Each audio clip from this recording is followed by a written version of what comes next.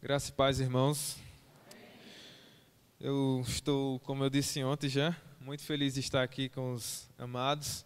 Louvo a Deus pela vida dessa igreja. Agradeço aos irmãos que têm nos recebido com tanto carinho, com tanto empenho. E, sem mais demora, como os irmãos sabem, estamos numa série no livro de Salmos. Quero pedir aos irmãos que abram suas Bíblias, no Salmo de número 50.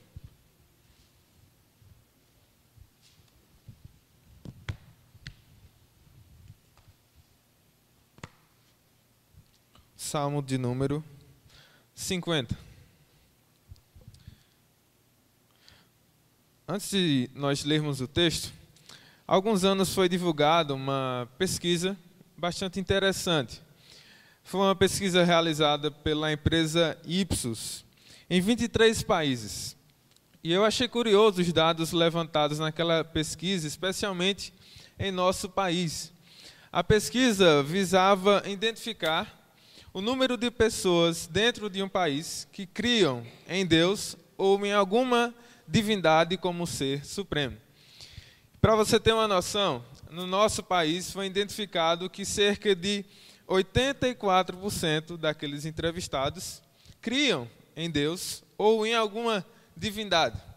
Outra pesquisa também do Datafolha apontava que 97% dos brasileiros afirmavam crer em Deus ou em alguma divindade. Mas, como os irmãos sabem, esses números não são tão positivos. Se nós, por exemplo, fizermos a pesquisa perguntando o que essas pessoas afirmam sobre Deus, qual o entendimento que essas pessoas têm de Deus, nós vamos encontrar com certeza várias e várias respostas, uma mais diferente que a outra ou estranha. E isso, irmãos, por que eu estou falando isso? Porque quando nós temos diferentes compreensões acerca de Deus, nós temos também diferentes compreensões de como o ser humano pode se relacionar com Deus. Nós teremos também diversas compreensões de como o homem pode adorar ou cultuar a esse Deus. Por isso eu acredito que esse salmo é bastante importante para a nossa compreensão acerca do que é culto a Deus, acerca do que seria a adoração que Deus requer daqueles que lhe conhecem. Então, nesse Salmo de número 50, diz: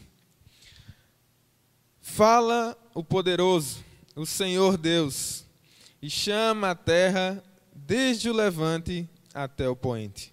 Desde Sião, excelência de formosura, resplandece Deus. Vem o nosso Deus e não guarda silêncio. Perante ele arde um fogo devorador. Ao seu redor esbraveja grande tormenta. Intima os céus lá em cima e a terra para julgar o seu povo. Congregai os meus santos, os que comigo fizeram aliança por meio de sacrifícios. Os céus anunciam a sua justiça, porque o próprio Deus que julga, é o próprio Deus que julga. Escuta, povo meu, e eu falarei. Ó Israel, eu testemunharei contra ti. Eu sou Deus, o teu Deus. Não te repreendo pelos teus sacrifícios. Não te repreendo pelos teus sacrifícios, nem pelos teus holocaustos, continuamente perante mim. De tua casa não aceitarei novilhos, nem bodes dos teus apriscos. Pois são meus todos os animais do bosque, e as alimarias, aos milhares sobre as montanhas. Conheço todas as aves dos montes, e são meus todos os animais que pululam no campo. Se eu tivesse fome, não tu diria, pois o mundo é meu, e quanto nele se contém. Acaso como eu carne de touros, ou bebo sangue de cabritos? Oferece a Deus sacrifício de ações de graças, e cumpre os teus votos para com o Altíssimo. Invoca-me no dia da angústia, e eu te livrarei, e tu me glorificarás. Mas ao ímpio diz Deus: de que serve repetires os meus preceitos e teres nos lábios a minha aliança, uma vez que aborreces a minha disciplina e rejeitas as minhas palavras?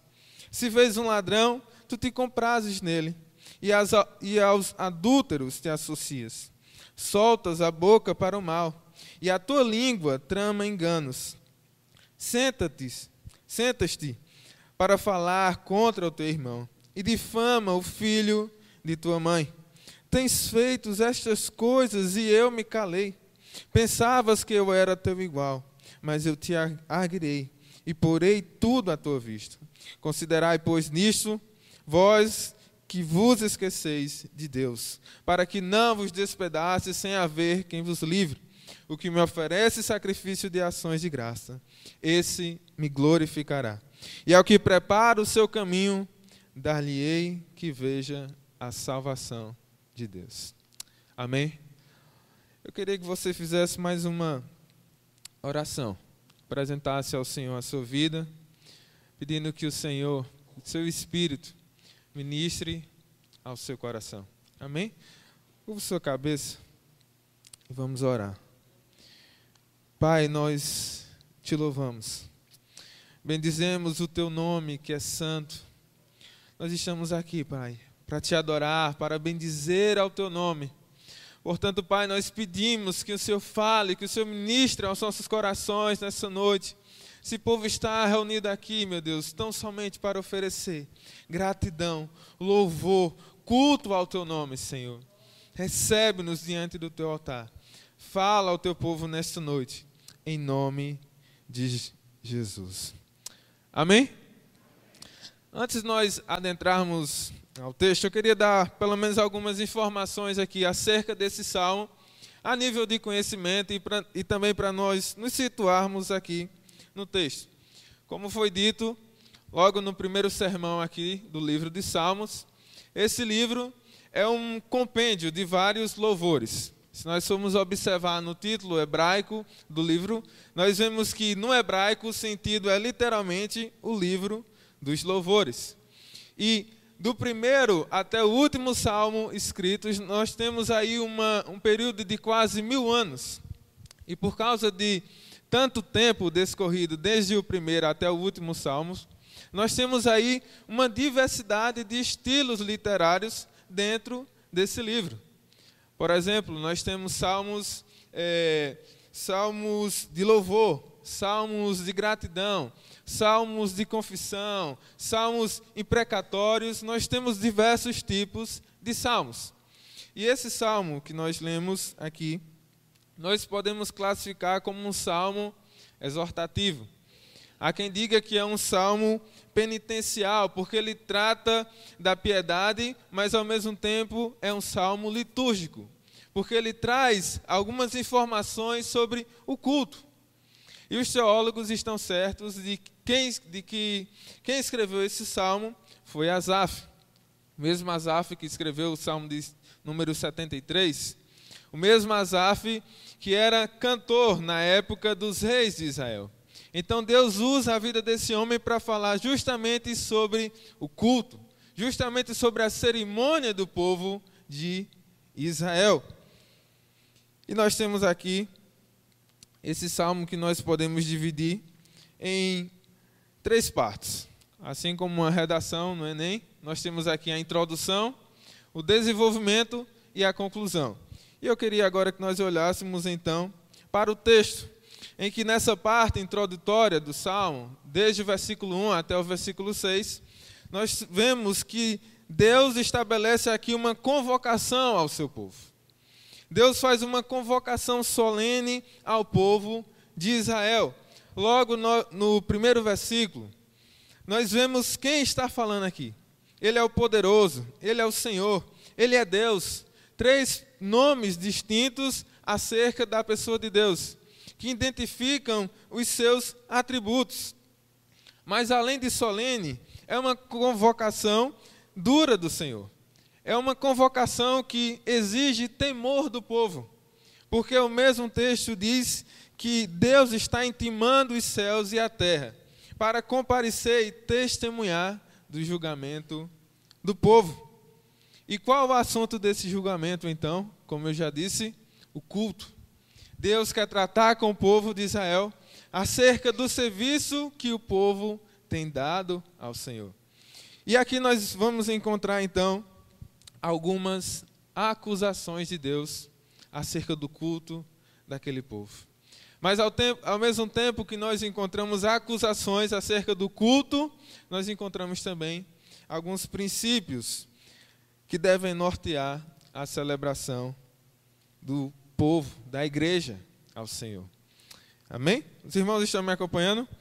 Então, a primeira acusação de Deus em relação à adoração aqui que nós encontramos é quanto à motivação do culto.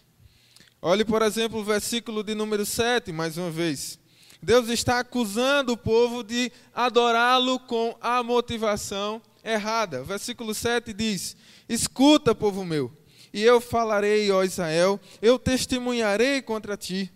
Eu sou o Deus, o teu Deus. Agora o versículo 8. Não te repreendo pelos teus sacrifícios, nem pelos teus holocaustos, continuamente perante mim. Como os irmãos sabem, Deus havia estabelecido no Monte Sinai a maneira como o povo prestaria serviço a Deus. E seria por meio dos sacrifícios. Se os irmãos lerem o livro de Levítico, vocês vão encontrar ali diversas normas acerca desses sacrifícios, os tipos de animais, os dias de sacrifícios, e nós vemos que o povo estava cumprindo essas ordenanças. Então, a acusação de Deus aqui não está no fato deles não estarem cumprindo. Eles cumpriam os requisitos dos sacrifícios. Eles prestavam as cerimônias. Mas o grande problema do povo de Israel nesse momento não era o fato deles estarem prestando ou não o sacrifício, mas era a motivação que estava em seus corações. Perceba que Deus não está repreendendo o povo pelo fato deles não estarem fazendo os sacrifícios. Eles estavam cumprindo as regras, os ditos da lei, estavam prestando os seus sacrifícios, trazendo os animais, mas o grande problema aqui é que eles não entendiam qual era o sentido do sacrifício, qual era o sentido do culto. Eles não tinham a motivação verdadeira. Eles não compreendiam que os sacrifícios eram para mostrar a seriedade do pecado deles. Era para mostrar que o povo dependia do Senhor e faltava essa compreensão. Versículo 9 diz: de tua casa não aceitarei novilhos, nem bodes dos teus apriscos. Deus está dizendo: eu não aceito. Eu não aceito o sacrifício de vocês. Vocês pensam que eu sou como os demais deuses, que exige os sacrifícios porque eu preciso. Porque Deus é diferente, irmãos. Deus está dizendo: tudo que vocês fazem não é porque eu preciso, é porque vocês precisam de mim. O povo estava prestando o culto com a motivação errada. Versículo de número 10, Deus estava dizendo que todos os animais dos bosques, todos os animais eram dele. Todas as aves, tudo que era prestado ali já pertencia ao Senhor, porque Ele é o Criador de todas as coisas. Deus está dizendo no versículo de número 13: acaso, como eu, carne de touros, ou bebo sangue de sacrifícios? Deus está dizendo: eu não sou como os outros deuses. Vocês pensam que eu receberei o culto de vocês somente porque vocês trazem animais aqui? Estão enganados. Porque Deus exige mais do que meros sacrifícios. Deus quer mais que derramamento de sangue. Deus quer o coração do adorador. Deus quer mais que um mero culto formalístico. Deus quer mais que uma mera repetição cerimonial. Deus quer ver a intenção do adorador. Ele quer ver como está a vida do ofertante. E essa era a preocupação de Deus aqui com o seu povo. Deus está dizendo: tudo que vocês me oferecem aqui já é meu. Eu sou dono de tudo. Eu sou autossuficiente. Eu sou o dono destas coisas. E o que isso tem a ver conosco, irmãos? Que esse povo aqui estava vivendo uma religiosidade aparente. O culto a Deus, o serviço estava se tornando algo mecânico. As pessoas não estavam prestando culto pela simples motivação de que Deus é digno de suas vidas, de que elas eram pecadoras e necessitavam do perdão de Deus. Não havia essa compreensão. E situação semelhante viveu o profeta Amós. Lá em Amós capítulo 5, versículos de número 21 e 23 a 23, tenho para mim que é um dos textos mais fortes de toda a Bíblia. Você não precisa abrir. Mas diz assim: sinto imenso desprezo de vossas festas religiosas. Eu não suporto as suas reuniões solenes, eu não aceitarei os seus holocaustos, nem as suas ofertas de cereal. Não darei a minha mínima atenção para as suas melhores ofertas de comunhão. Chega de ruidosos cânticos de louvor. Eu não ouvirei a música de suas harpas. Deus está dizendo, o que eu quero é mais que música. O que eu quero é mais do que sacrifício. Eu quero uma vida prestada verdadeiramente, com a verdadeira intenção de glorificar ao meu nome. Deus queria mais que sacrifício. E talvez, irmãos, as nossas igrejas estejam cheias de boas músicas.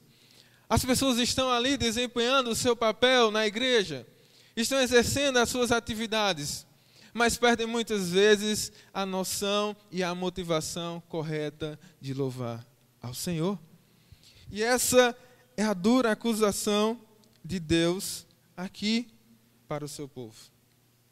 Nós corremos o risco, irmãos, de chegarmos a Deus no último dia, dizendo: Senhor, fiz tudo o que o Senhor me pediu. E ouvirmos do Senhor: eu não aceitei o seu culto, porque o seu culto não era para mim, era para você mesmo.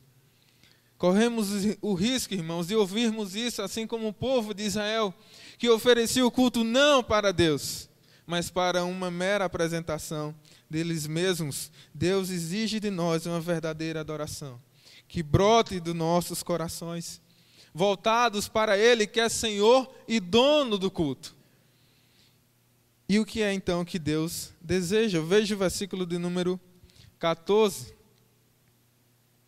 Que Deus deseja é que o povo ofereça sacrifício a Deus de ações de graças. Ou seja, o culto é uma expressão de gratidão ao Senhor, gratidão pela sua bondade, pelas suas misericórdias. Ainda o versículo 14: e cumpre os teus votos para com o Altíssimo. Além de uma expressão de gratidão, o culto é uma expressão de compromisso. É um serviço prestado a Deus.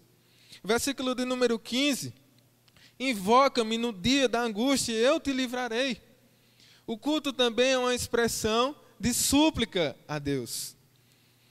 E tu me glorificarás. O culto também, irmãos, é uma expressão de exaltação a Deus. Portanto, esses elementos do culto, a gratidão, a súplica, a glorificação a Deus, todos esses elementos expressam que o culto é uma demonstração da nossa dependência de Deus e não o contrário.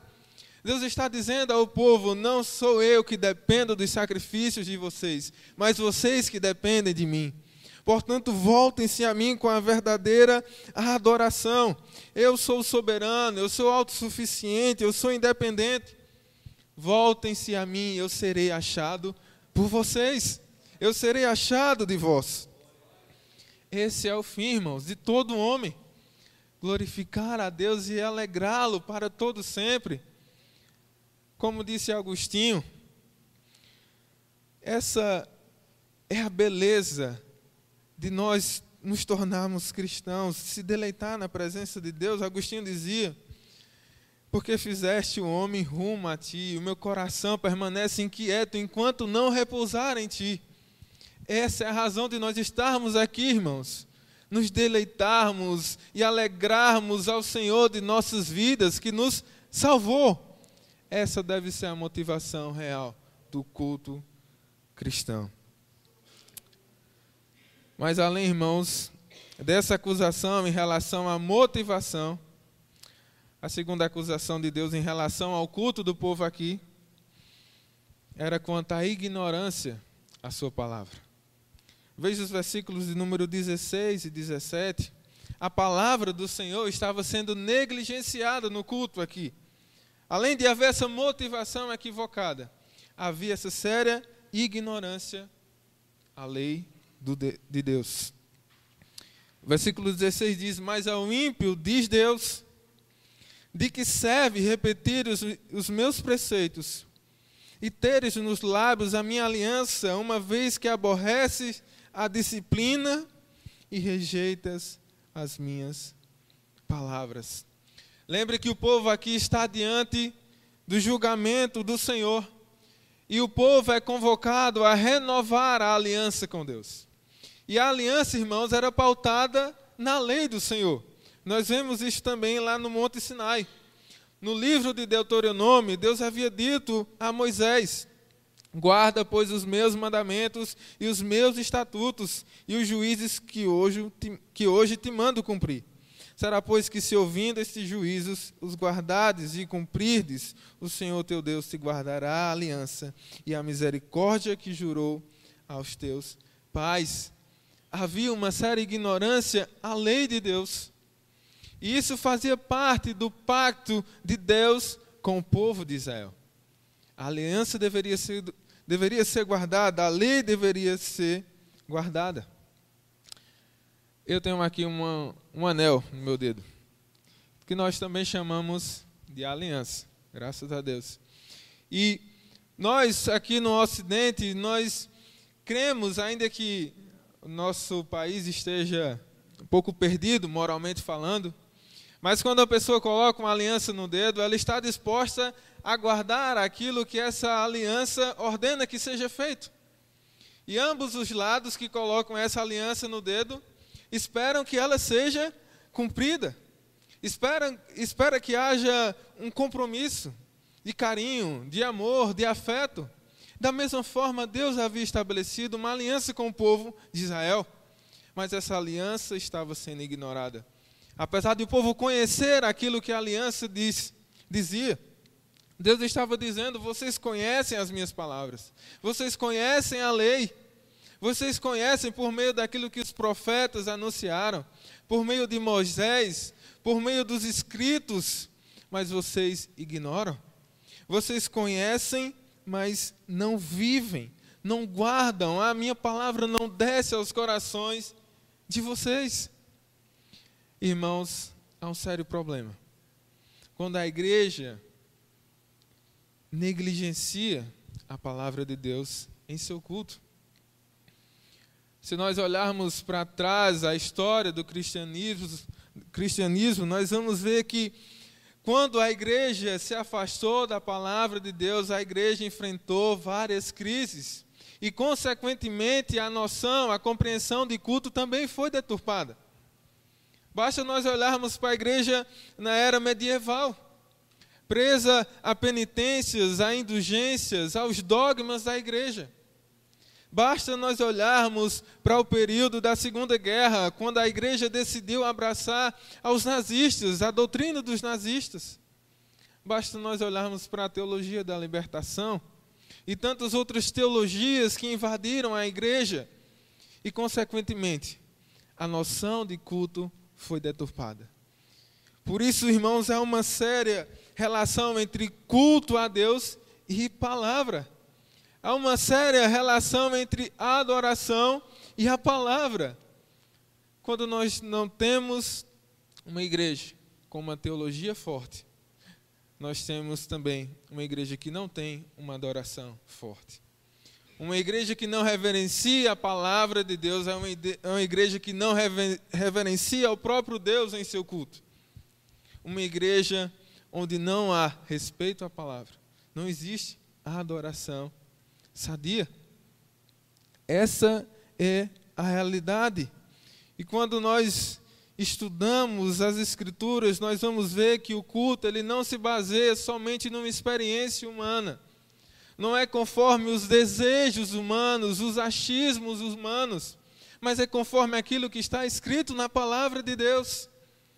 E eu não quero ser aqui um neopuritano, mas, irmãos, se nós entrarmos em boa parte das igrejas nessa cidade, nós não vamos encontrar músicas fiéis à palavra de Deus. Se nós entrarmos na maioria das igrejas nessa cidade, nós não vamos ouvir uma pregação centrada nas Escrituras. Essa é a triste realidade da nossa nação. O culto foi separado da palavra, quando na verdade isso não pode existir. A igreja precisa da palavra. A igreja precisa ter fogo no seu coração, zelo, amor a Deus, mas precisa ter luz também em sua mente. Ela precisa ter uma adoração fervorosa, mas precisa também de uma reverência à palavra de Deus, porque é a palavra de Deus que traz esclarecimento das verdades. É o evangelho, é a pregação desse evangelho que muda a vida de um pecador. É a pregação da palavra que repreende, que exorta, que corrige. A palavra inspirada de Deus é a nossa regra de fé e prática.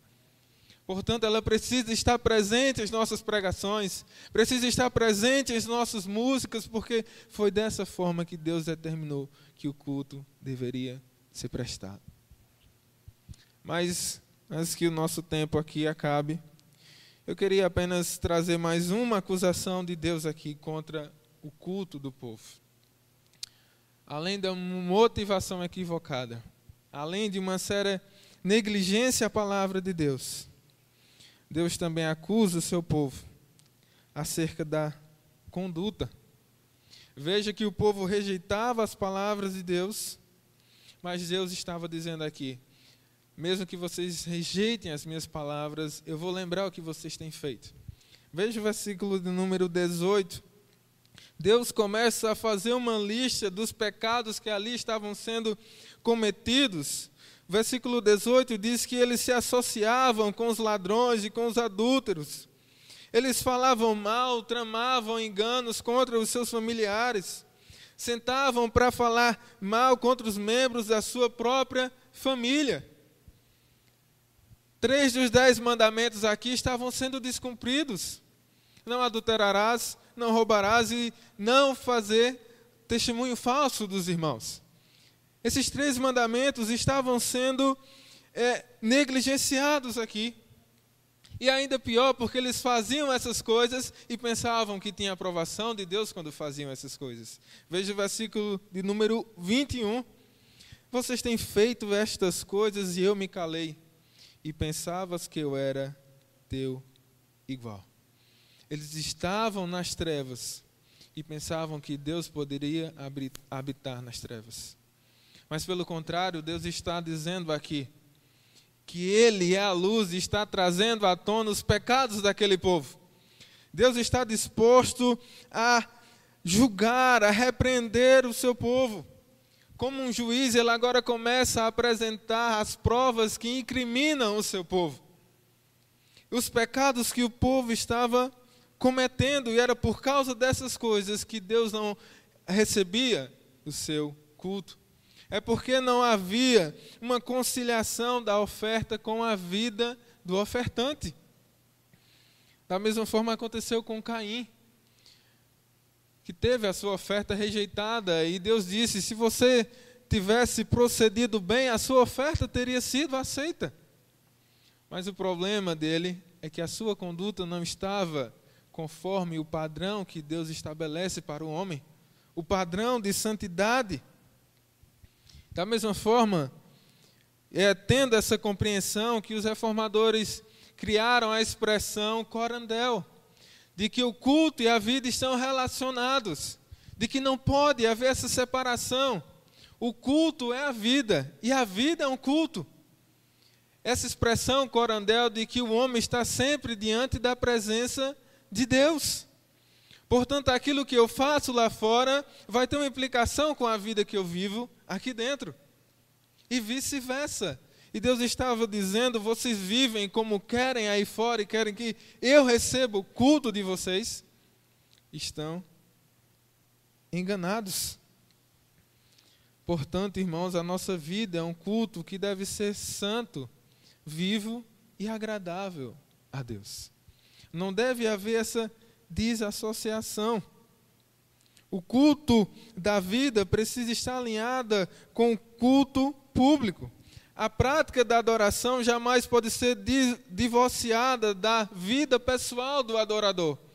Como disse um teólogo, nós estamos procurando melhores métodos, mas Deus procura melhores homens. Deus não unge métodos, cerimônias, Deus unge homens. Portanto, irmãos, por mais que nós tenhamos essa consciência, Deus não está em busca somente dos melhores músicos, de vozes bonitas, de pregações cheias de carisma, mas Deus está à procura de verdadeiros adoradores. Deus está à procura de corações verdadeiramente quebrantados em sua presença. Adoradores que o adorem em espírito e em verdade. A igreja precisa ser igreja, o culto precisa ser voltado para a pessoa de Deus, o Senhor, o dono da igreja. Essa deve ser a nossa razão, irmãos. Portanto, quando eu vejo aquelas entrevistas, o Brasil que eu quero, eu acho interessante aquilo, mas eu penso sim, que o nosso país precisa de bons políticos, precisa de uma reforma social, econômica. Mas eu penso também, irmãos, sem querer ser sensacionalista aqui demais, mas eu penso que o Brasil precisa da igreja do Senhor. Eu penso que, mais do que nunca, que o Brasil precisa que a igreja seja a igreja. Uma igreja que é sal da terra, uma igreja que é luz do mundo, uma igreja que anuncia as verdades do Senhor, uma igreja que seja bíblica em suas pregações, que tenha um culto que seja realmente teocêntrico, porque é dessa forma que as pessoas lá fora serão atraídas. Elas não serão atraídas pela nossa conivência, mas pela nossa diferença. É dessa forma que Deus atrairá as pessoas para o culto. Deus não é manipulado, irmãos, pelos nossos rituais. Ele é indomável. Como uma figura de Crônicas de Nárnia nos ensina. Ele é indomável. Ele é autossuficiente. Ele não precisa de nós é que precisamos dele. Ele é o Todo-Poderoso. Ele é que tem a igreja em suas mãos. Ele que passeia dentro da igreja. Ele que que tem do seu trono o governo de todas as coisas. O governo do mundo e o governo da sua igreja. Portanto, irmãos, vale a pena servir a Deus. Ele é digno de nossas vidas. Ele é digno que abramos mãos de nós mesmos. Ele é digno que nós carreguemos diariamente a nossa cruz, porque foi isso que Ele fez. Ele sofreu para que o nosso sofrimento tivesse fim. Ele foi rejeitado para que a nossa rejeição tivesse fim. Ele foi abandonado na cruz para que nós fôssemos aceitos por Deus. Ele morreu para nos dar vida. Ele sofreu a dor do pecado para que um dia nós fôssemos libertados do poder da morte e do pecado. Ele morreu para nos dar vida eterna. E glorificado seja o nome dele. Eu queria concluir somente lendo esses últimos versículos, 22 e 23. A conclusão que Deus dá aqui ao texto. Mais uma vez ele lembra a seriedade dos pecados do povo, mas ao mesmo tempo oferece uma solução para o povo. Considerai, pois, nisto vós que esqueceis de Deus, para que não vos despedace, sem haver quem vos livre. O que me oferece sacrifício de ações de graças, ele me glorificará. E ao que prepara o seu caminho, dar-lhe-ei que veja a salvação de Deus. Me mostrarei misericordioso ao que verdadeiramente mostra sinceridade em seu culto. Me mostrarei bondoso e misericordioso àquele que busca com clemência, reconhecendo de que Deus está no céu e que Ele está na terra, que precisa do perdão e da misericórdia de Deus diariamente em suas vidas. Portanto, irmãos, voltando àquilo que eu falei no início, enquanto muitas pessoas têm uma compreensão deturpada de Deus, nós somos o povo de Deus e sabemos quem Deus é. Portanto, devemos prestar o culto conforme Ele quer. Nossos corações devem ser aquecidos, irmãos. Devem ser fervorosos por Deus. O nosso culto não pode ser mecânico, mas deve ser ardente de adoração ao Senhor, como aqueles homens no caminho de Emaús, que tiveram um encontro com o próprio Jesus, e depois que eles entenderam que era Jesus quem estava falando com eles, eles disseram uns aos outros: por acaso, quando Ele falava conosco, nosso coração não ardia? Talvez nos falte isso, irmãos. Talvez a religiosidade tenha tirado o ardor do seu coração. Talvez a verdadeira adoração tenha sido deturpada por um sentimento de dever somente. Talvez você esteja aqui de domingo a domingo, de quarta a quarta, mas o seu coração já está distante. Mas você já tem perdido a noção daquilo, de quem você é, um pecador. E de que Deus, que requer de você um culto que saia do seu coração. E não há nada que agrade mais a Deus, irmãos, do que um coração compungido e quebrantado na sua presença.